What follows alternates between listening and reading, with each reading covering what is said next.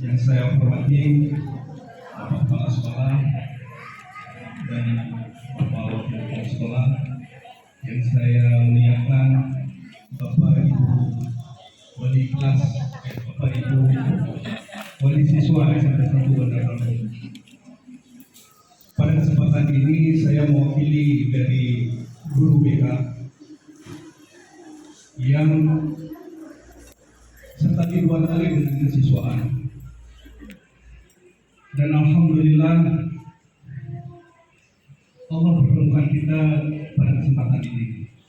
Dan insya Allah pada kesempatan ini akan mempermudah kita mencari atau menemukan kelemahan-kelemahan kita dalam mendidik dan membimbing anak-anak kita.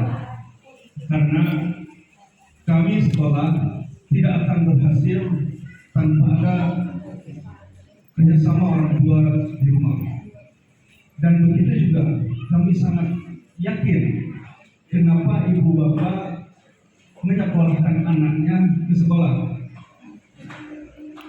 Karena ada kekurangan yang tidak bisa bapak ibu tutupi, sehingga kekurangan itu ada posisinya itu di sekolah. Dan untuk menutupi kelemahan kita dalam membimbing dan mengajarkan anak, maka kita serahkan anak kita di sekolah. Begitu juga dengan saya. Kekurangan saya dalam mendidik anak dalam mengajarkan. Secara otomatis saya akan menutupi kekurangan saya di tempat lain. Dengan saya juga disekolahkan di sekolah lain. Karena itu ada kekurangan saya supaya anak kita bisa berkembang, anak kita supaya bisa maju, siap untuk menghadapi masa depan yang akan datang. Jadi kita ini sekali 2 kali, dan kami pun sekolah pun ada karena ada siswa. Sekolah tidak akan pernah hadir, tidak akan pernah ada apabila tidak ada siswa. Dan siswa pun tidak akan pernah dikatakan sekolah kalau tidak ada sekolah.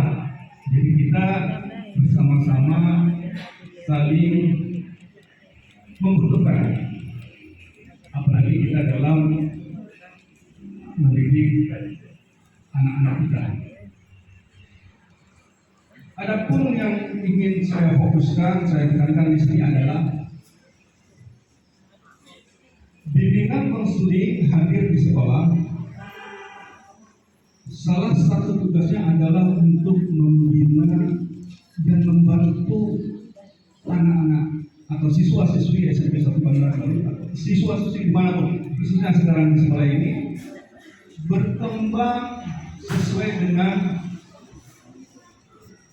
usianya, sehingga apa yang diinginkan atau tujuan dari pendidikan itu tercapai. Maka kami bimbingan dan konseling hadir di sekolah untuk mencapai kesuksesan seorang anak didik. Dia akan mengalami berbagai macam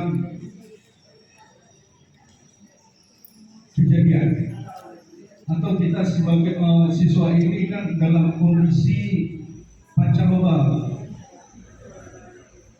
dalam kondisi dia sedang mencari siapa saya ini, dan itu pada usia SMP. Sehingga dalam prosesnya dia tidak hanya akan merugikan dirinya, tapi juga bisa merugikan orang lain. Maka siswa tingkat SMP itu, usia bawah SMP itu sangat penting bimbingannya, sangat penting pendampingannya dari kita. Dan kami sebagai guru BK di saat mendampingi siswa, di saat siswa mengalami sesuatu pancaroba yang bisa merugikan dirinya ataupun temannya, maka kami lakukan bimbingan. Dan proses ini biasanya diawali dari kalau dia menghadapi masalahnya dengan guru mata pelajaran, pelajaran, maka guru mata pelajaran itu terdahulu yang membimbing. Setelah itu, apabila tidak ada perubahan, maka guru mata pelajaran akan menginformasikannya ke wali kelas sebagai orang tua di sekolah. Di saat wali kelas membimbing, menasehati, melayani supaya siswanya, anak-anak kita tidak merugikan dirinya dan orang lain, dan dia juga tidak ada perubahan, maka biasanya wali kelas menginformasikan kepada kami guru BK. Dan kami juga seperti itu. Kami lakukan bimbingan sekali, kami lakukan nasihat 2 kali, kami lakukan pendekatan yang lain 3 kali. Apabila itu juga tidak ada perubahan, maka kami sangat besar harapan bekerja sama dengan ibu bapak untuk merubah sikap-sikap anak kita ini. Jadi kami juga tidak berarti misalnya gini Pak, apabila kami memanggil ibu bapak ke sekolah berkaitan dengan kondisi siswa, anak-anak bapak di sekolah, itu bukan berarti hari itu bermasalah kami panggil langsung. Tidak, kami ada beberapa tahapan yang harus kami lakukan. Berarti kecuali ada beberapa hal yang memang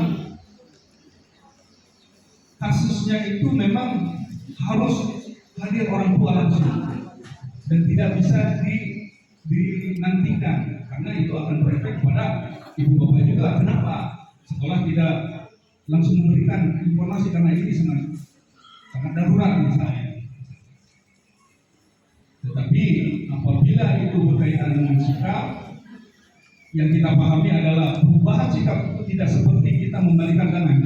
Kita merubah sikap anak itu tidak seperti merubah tangan. Kita perlu sentuhan-sentuhan, panggilan-panggilan sekali 2 kali oleh guru mata pelajaran, oleh wali siswa, wali kelas. Begitu juga dengan kami BK. Bahkan apabila kami di saat bimbingan juga dia tidak ada perubahan, kami konsultasi dengan kesiswaan sebelum kami panggil orang tua. Nah, pada proses itu semua terkadang kami sangat sedih di saat kami berikan undangan kepada anak, dan itu juga salah satu cara kami memberikan tanggung jawab ke mereka supaya mereka jujur bahwa ini undangan untuk orang tua hadir di sekolah. Tapi yang selama ini sudah 1 bulan setengah, 2 bulan berjalan, ada beberapa siswa yang dia tidak berani menyampaikan surat itu untuk orang tua. Padahal itu untuk kebaikan anak kita dan dia juga. Dan yang lebih sedih lagi, di saat kami konfirmasi melalui telepon, teleponnya tidak aktif. Maaf, nomor yang ada 97 tidak aktif. Jadi kami tidak tahu lagi harus bagaimana. Jadi kami mohon sangat ibu bapak memberikan nomor HP ke kesiswaan atau ke sekolah, nomor HP yang aktif, nomor HP yang bisa kami hubungi di saat kami perlu. Dan di saat kami telepon tidak aktif, besoknya ditelepon lagi tidak aktif. Kami kasih surat lagi ke anak yang sudah pasti pertama juga kan tidak sampai. Kalau orang tua tidak datang ke sekolah di hari berikutnya di saat kami memberikan surat panggilan, itu berarti anak ada 2 kemungkinan, dia tidak menyampaikan atau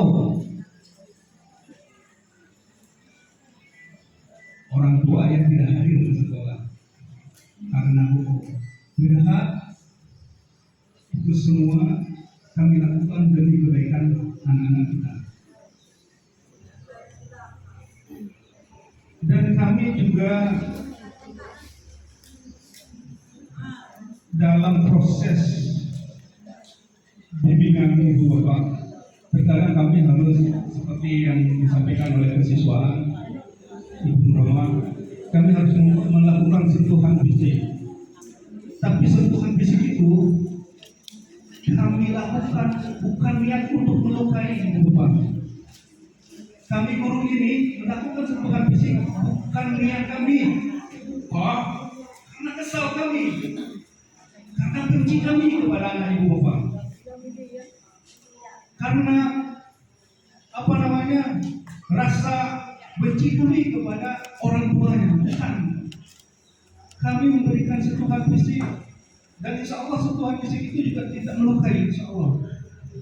Hanya mengingatkan bahwa itu perbuatan yang tidak boleh dilakukan lagi. Karena kamu sudah beberapa tahap kami ingatkan, 1, 2, 3, hai mertua, boleh, boleh.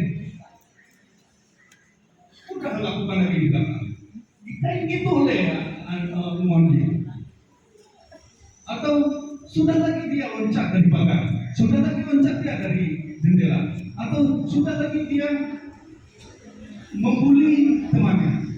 Padahal itu sudah kita ingatkan 1, 2, 3. Enggak ada, insya Allah di sekolah ini enggak ada guru datang di saat anak melakukan kesalahan pertama.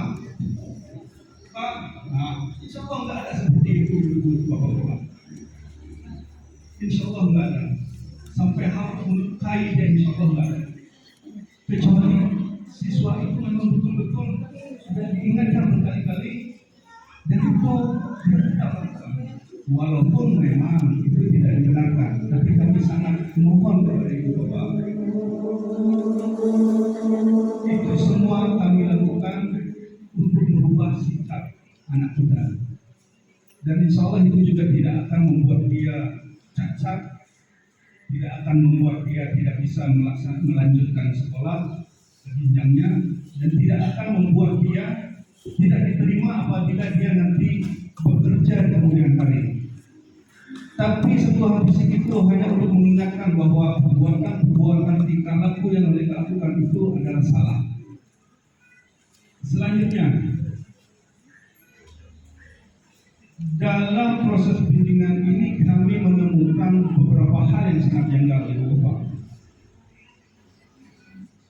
Kalau lambang salib, kita sudah tahu bahwa itu kita benci. Bahwa anak-anak juga tahu itu lambang salib, kita benci.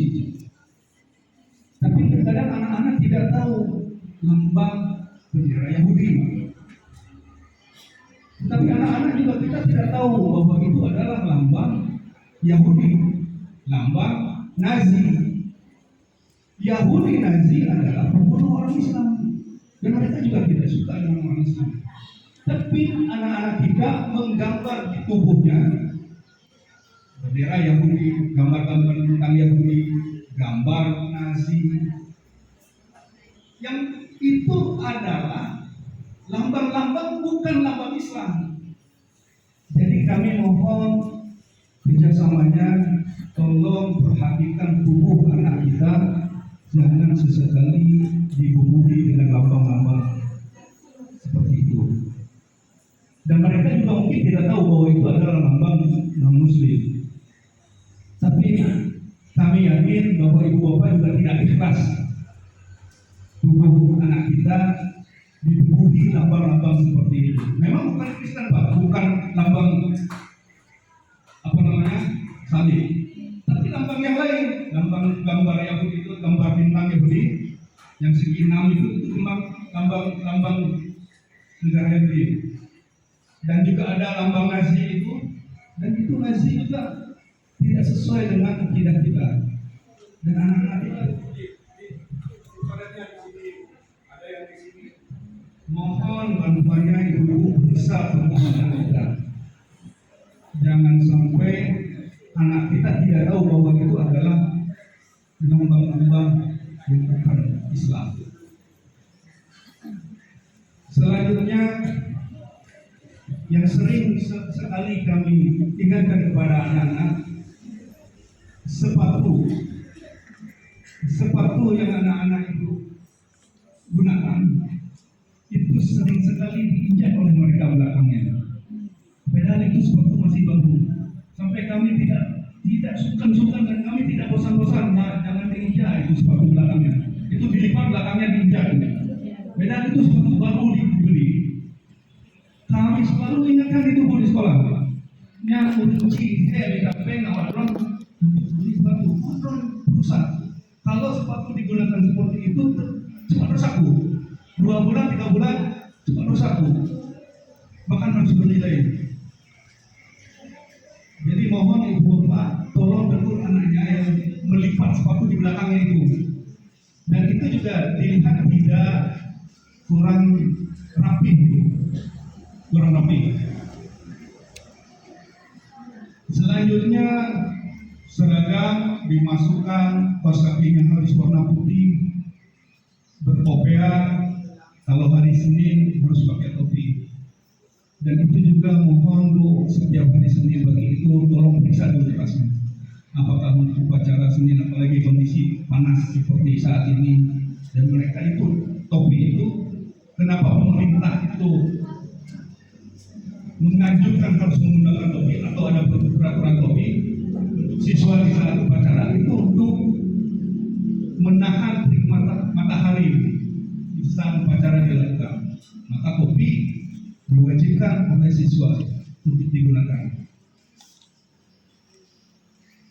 Dan yang lainnya saya pikir itu aja ibu-ibu. Jadi dari mulai pertama tadi sampai akhir saya mohon kerjasama, terkhusus yang lainnya itu Bu, kami di sekolah tidak digunakan membawa HP. Dan ada beberapa siswa yang membawa pisau, HP, pisau, senjata tajam, dan barang berharga seperti cincin, kalung. Itu mohon Ibu jangan digunakan, jangan disuruh digunakan oleh siswa karena anak kita. Kalau HP sudah maklum tidak ada dan tidak boleh bawa HP. Karena kalau ketahuan bawa